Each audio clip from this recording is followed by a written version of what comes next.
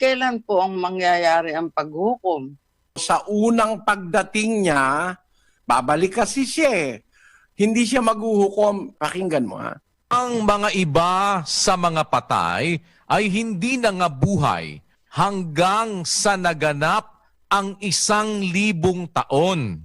Ito ang unang pagkabuhay na mag-uli. Yung mga nabuhay na mag-uli sa una, papapalad sila.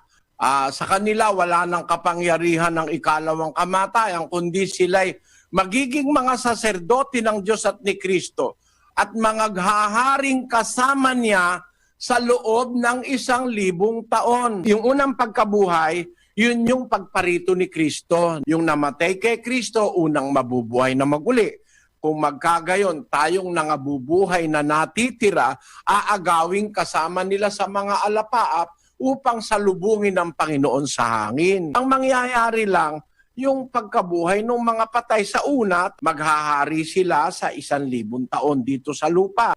Pero yung mga ibang patay, hindi mabubuhay hanggang sa maganap ang 1,000 taon. Pag naganap na 1,000 taon, mabubuhay ngayon uli yung iba pang patay. Saka lang maghuhukom. Ang paghuhukom ng Diyos at ni Kristo, pagka nabuhay na lahat ang patay. Hindi naman pwedeng maghukom na yung mga patay hindi pa nabubuhay eh.